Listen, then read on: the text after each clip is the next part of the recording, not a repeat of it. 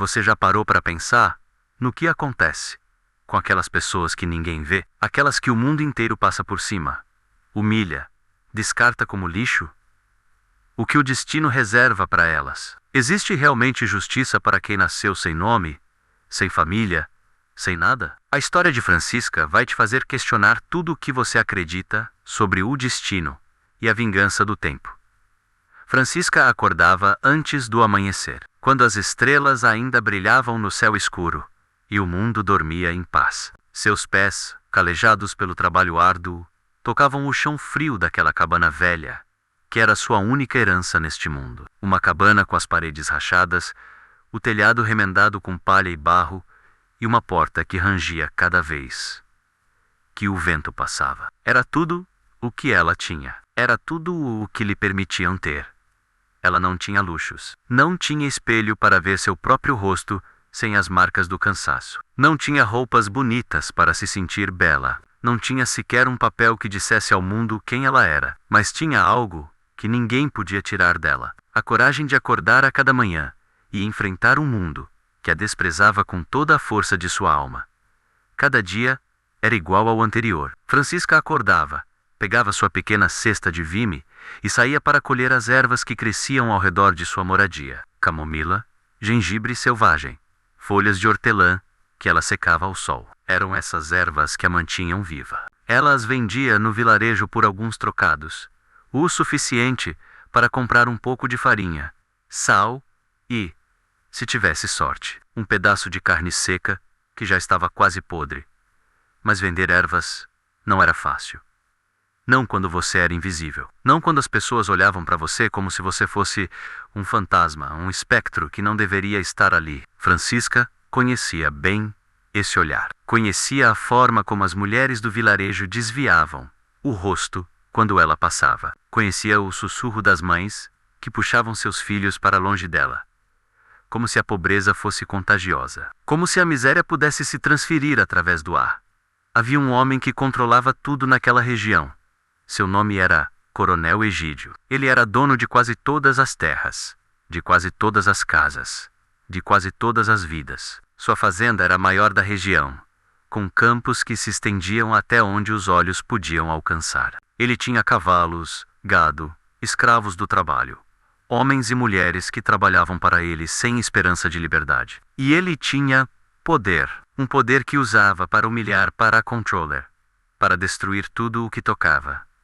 O Coronel Egídio havia notado Francisca, não porque se importasse com ela, mas porque aquela pequena cabana ficava em uma terra que ele cobiçava. Ele queria expandir sua fazenda, queria absorver aquele pequeno pedaço de terra onde ela vivia. E para isso, ele precisava dela fora do caminho. Precisava rumir-la lá de forma tão profunda que ela desaparecesse. Precisava fazê-la desaparecer do mundo.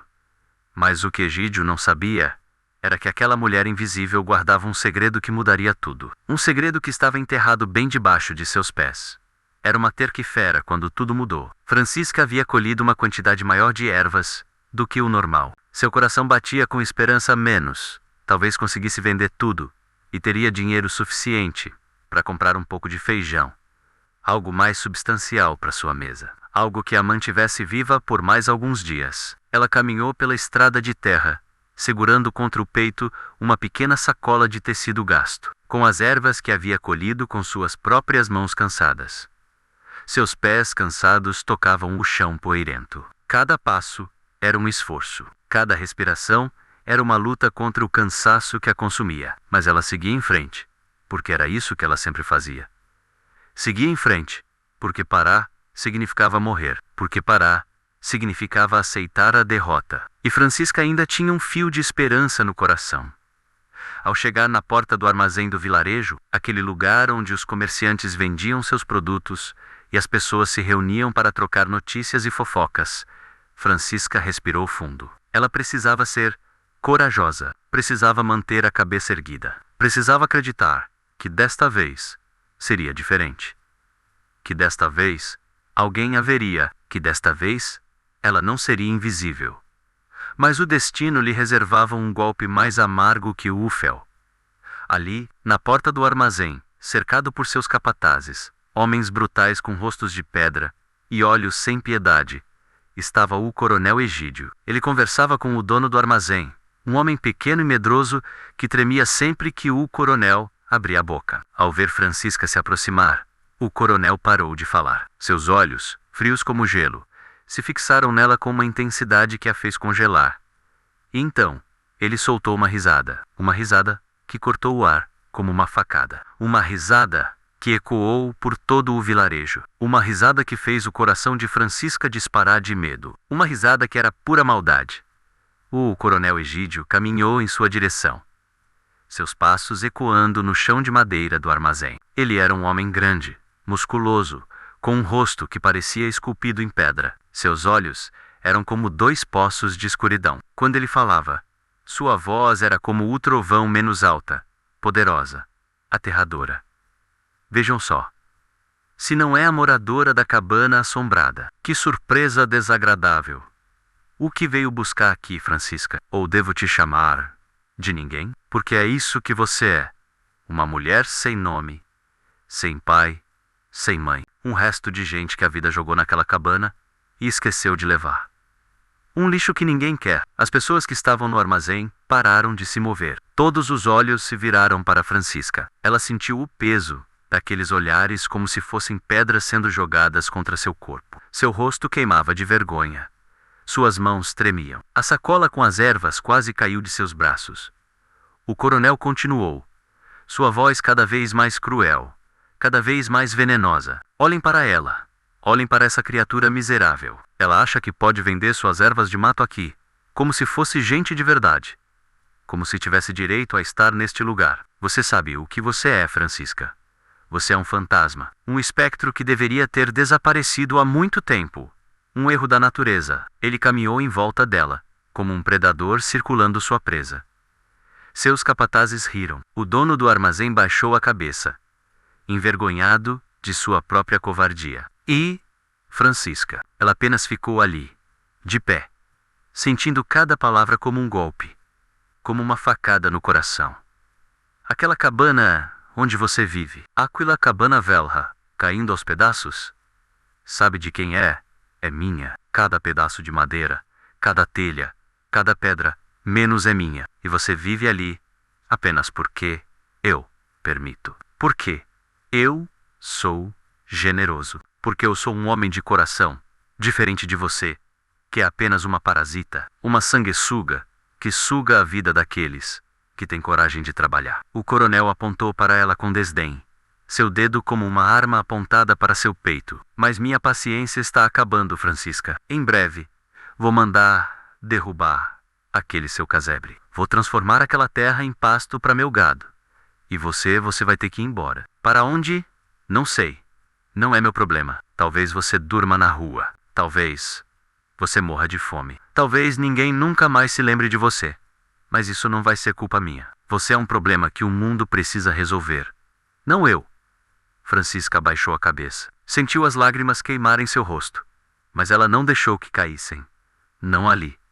Não na frente de todos. Ela tinha que ser forte. Tinha que manter a dignidade. Mesmo que fosse a única coisa que lhe restasse neste mundo cruel.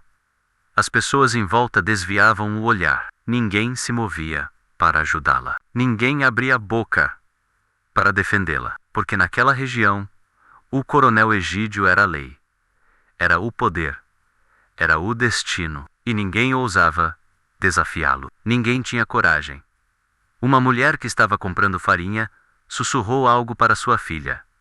A filha riu. Um homem que vendia carne seca virou as costas fingindo estar ocupado. O dono do armazém desapareceu para dentro de sua loja, como se pudesse se esconder da crueldade que estava acontecendo ali fora, como se pudesse fugir da realidade. E naquele momento, enquanto Francisca sentia o chão desaparecer sob seus pés, ela não imaginava que em poucas horas descobriria algo que faria o coronel Egídio cair de joelhos diante dela. Francisca deu as costas ao vilarejo. Ela não vendeu suas ervas. Ninguém quis comprar de alguém que havia sido tão publicamente humilhado. Ela caminhou de volta para casa, com a sacola ainda contra o peito, sentindo o peso não apenas das ervas, mas de toda a crueldade que havia presenciado, de toda a injustiça que havia sofrido. Quando chegou à sua cabana, a chuva começou a cair. Uma chuva fria, que parecia lavar a sujeira do mundo, mas que não conseguia lavar a dor que ela carregava no coração. Ela entrou em sua pequena moradia, fechou a porta que rangia e se sentou no chão de terra batida. Naquele momento, Francisca se permitiu chorar. Chorou pela humilhação. Chorou pela solidão. Chorou porque não sabia quem era. Chorou porque ninguém a conhecia. Chorou porque o mundo a havia esquecido antes mesmo de ela nascer. Chorou porque a vida era injusta. Chorou porque o sofrimento parecia ser seu único destino. Mas enquanto ela chorava, sentada no chão daquela cabana velha, algo extraordinário estava prestes a acontecer. Algo que o coronel Egídio nunca poderia ter imaginado. Algo que mudaria tudo. Algo que o destino havia guardado para ela durante todos aqueles anos de sofrimento. Enquanto a chuva caía lá fora, Francisca se levantou. Ela precisava fazer algo para se distrair. Precisava ocupar sua mente com trabalho, porque o trabalho era a única coisa que a mantinha viva. A única coisa que a mantinha sã.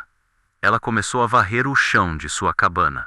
Aquele chão de terra batida, que ela havia varrido milhares de vezes antes. Milhares de vezes, sem esperança. Mas desta vez algo era diferente. Quando ela varria perto do canto da cabana, sua vassoura bateu em algo duro, algo que não deveria estar ali. Algo que não era terra, algo que era sólido, que era real, que era diferente. Ela se ajoelhou e começou a cavar com as mãos. A terra saiu facilmente, como se estivesse esperando por ela, como se o destino tivesse deixado aquilo ali especialmente para ela encontrar. E então, ela viu uma madeira antiga, envernizada, que brilhava mesmo sob a pouca luz que entrava pela janela da cabana. Seu coração começou a bater mais rápido. Suas mãos tremiam enquanto ela limpava a terra da madeira. Era uma caixa antiga, feita de um tipo de madeira que ela nunca havia visto antes. Uma caixa que havia estado ali, escondida, esperando por ela, durante todos aqueles anos. Uma caixa que parecia guardar segredos. Francisca respirou fundo. Seu instinto lhe dizia que aquilo que estava prestes a abrir mudaria tudo. Que sua vida nunca mais seria a mesma. E ela estava certa. Francisca abriu a caixa com cuidado, como se estivesse abrindo um tesouro sagrado. E o que ela encontrou dentro mudaria tudo. Mudaria sua vida, mudaria seu destino, mudaria a história de toda aquela região. Dentro da caixa, havia documentos antigos. Havia moedas de ouro que brilhavam como o sol. Havia um medalhão de prata, com um brasão que ela reconheceu, menos aquele mesmo brasão que estava no portão da mansão mais antiga da região. Aquela mansão que o coronel Egídio dizia ser sua, mas que na verdade havia sido construída por uma família que desapareceu há muitos anos. Havia também uma carta escrita em uma caligrafia elegante, em um papel que havia amarelado com o tempo. Francisca, que havia aprendido a ler com uma velha senhora que a criou, começou a ler as palavras que mudaram sua vida para sempre. Para minha filha, se você estiver lendo isto, significa que sobreviveu. Significa que conseguiu chegar até aqui. Meu nome é Dona Francisca de Almeida e Silva. E você é minha filha. Você foi escondida naquela cabana para ser protegida de um crime terrível. Você é a herdeira legítima de todas as terras desta região. Você é a dona de tudo. E um dia, quando for seguro, você vai reclamar o que é seu por direito. Perdoe-me por não estar ali para criá-la. Perdoe-me por ter deixado você sozinha. Mas saiba que cada dia que você viveu, eu rezei por você. Cada noite que você dormiu naquela cabana, meu espírito estava ao seu lado, protegendo você, amando você. Você é minha filha. Você é nobre. Você é digna. E o mundo vai saber disso.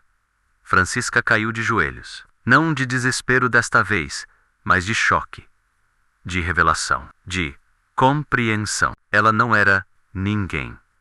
Ela era alguém. Ela era filha de uma mulher nobre.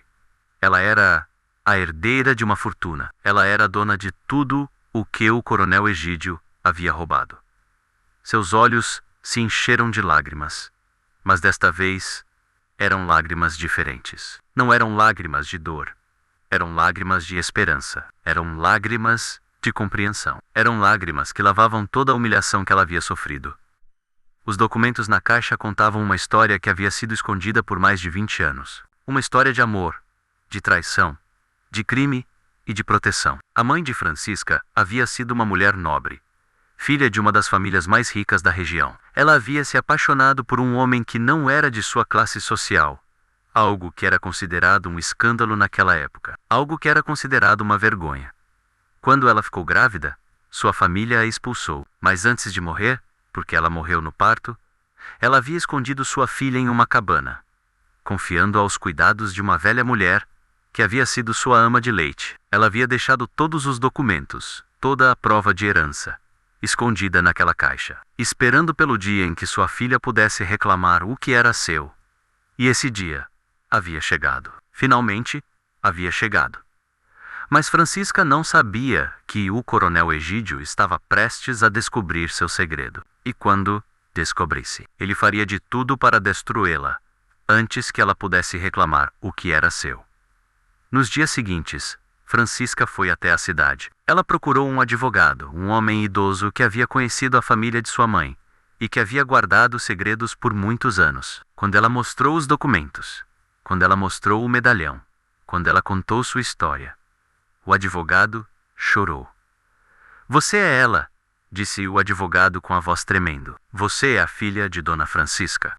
E Conche. Eu sabia que ela havia tido uma filha. Eu sabia que a criança havia sido escondida, mas nunca soube onde. Grocas a dias, você sobreviveu.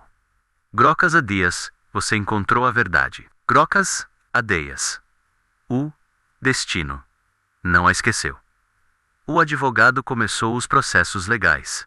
Ele apresentou os documentos aos tribunais. Ele provou, com evidências irrefutáveis, que Francisca era a herdeira legítima de todas as terras que o coronel Egídio havia roubado, que a mansão antiga era dela, que a fazenda era dela, que tudo era dela. Mas o processo não foi rápido. Levou meses. Meses de espera. Meses de incerteza. Meses em que Francisca vivia com medo de que o coronel Egídio descobrisse seu segredo e a destruísse antes que a justiça pudesse agir. E então, um dia, o coronel Egídio descobriu. Um de seus capatazes havia visto Francisca saindo do escritório do advogado. Havia visto os documentos. Havia contado tudo para o coronel. Quando o coronel Egídio recebeu a notícia, sua fúria foi indescritível. Ele havia humilhado a mulher que era na verdade sua patroa. Ele havia ameaçado derrubar a cabana, que era a herança dela. Ele havia roubado as terras que lhe pertenciam por direito. E agora, ela estava vindo para reclamar tudo.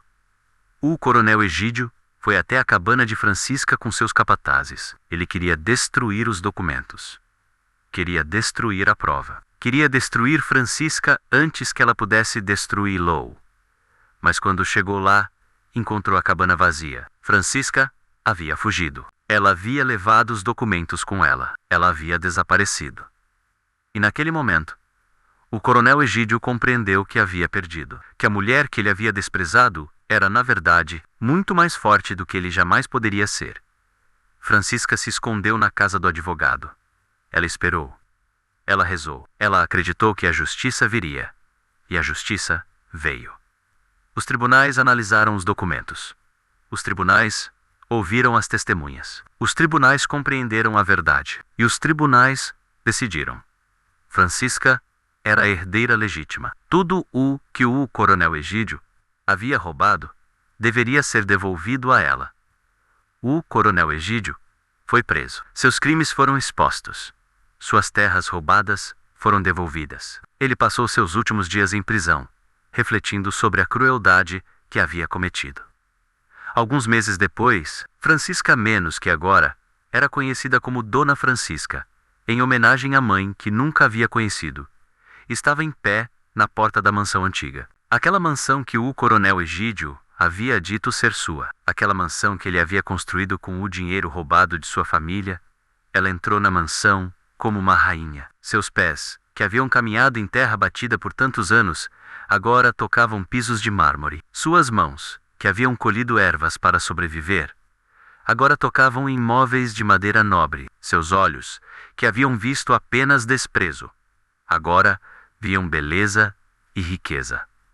Mas Francisca não se tornou cruel. Não se tornou como o coronel Egídio. Ela não buscou vingança. Ela buscou justiça. Ela buscou redenção. Ela buscou transformar aquela região em um lugar melhor. Com a fortuna que havia herdado, Francisca restaurou a mansão. Ela transformou a fazenda em um lugar onde os trabalhadores eram tratados com dignidade e respeito. Ela criou escolas para as crianças pobres do vilarejo. Ela abriu um hospital para cuidar dos doentes. Ela se tornou uma bênção para aquela região que havia a desprezado. E quando as pessoas do vilarejo viram o que Francisca havia feito, compreenderam que haviam cometido um erro terrível, que haviam desprezado uma rainha, que haviam humilhado uma mulher que era muito mais nobre do que qualquer um deles jamais poderia ser. Muitos anos depois, quando Francisca era uma mulher idosa, ela voltou à cabana onde havia vivido por tanto tempo, Aquila Cabana Vela, com as paredes rachadas e o telhado remendado. Ela entrou lá e se sentou no chão de terra batida, no mesmo lugar onde havia chorado de desespero tantos anos atrás. E ela sorriu, porque ela havia compreendido algo muito importante. A cabana não era uma prisão, era um templo. Era um lugar onde ela havia aprendido a ser forte. Era um lugar onde ela havia descoberto quem realmente era. Era um lugar onde o destino havia guardado seus segredos, esperando pelo momento certo para revelá-los. Ela olhou para o horizonte, para aquelas montanhas que tocam o céu, e sussurrou uma oração de gratidão. Gratidão pela humilhação que a tornou forte. Gratidão pela solidão que a ensinou a confiar em si mesma. Gratidão pela pobreza que a mostrou o verdadeiro valor das coisas. Gratidão pela vida que havia vivido, porque cada momento, cada dor, cada lágrima havia sido necessário para que ela se tornasse quem era. E assim termina a história de Francisca. Uma história de humilhação e redenção. Uma história de mistério e revelação. Uma história que nos lembra que, não importa quão escuro seja o presente, o futuro sempre guarda a esperança. Sempre, sempre. Não importa o quanto você sofra hoje. Não importa o quanto o mundo o despreza hoje. O destino pode estar guardando algo extraordinário para você. Pode estar guardando sua redenção. Pode estar guardando sua justiça. Pode estar guardando sua vitória. Você só precisa acreditar. Você só precisa ter fé. Você só precisa seguir em frente, mesmo quando tudo parece escuro. Porque a verdade sempre vem à tona. E a justiça sempre chega. Sempre. Se você gostou dessa história, inscreva-se no canal e deixe seu comentário aqui. Qual história você quer ouvir no próximo vídeo? De qual cidade você está assistindo? Obrigado por estar aqui comigo nessa jornada de histórias que tocam o coração e transformam vidas. Note importante. Esta é uma história fictícia criada para fins de entretenimento e reflexão. Conexão com o perfil de usuário. História de Francisca reflete os valores que Amira Daniels e Sarah Mitchell defendem. A busca por justiça contra sistemas opressivos. A exposição de abuso de poder. E a redenção, através da verdade. Assim como Sarah Mitchell lutou contra a corrupção judicial, e Amira Daniels investiga má conduta. Francisca também enfrenta um sistema injusto e consegue sua vitória através da verdade e da lei.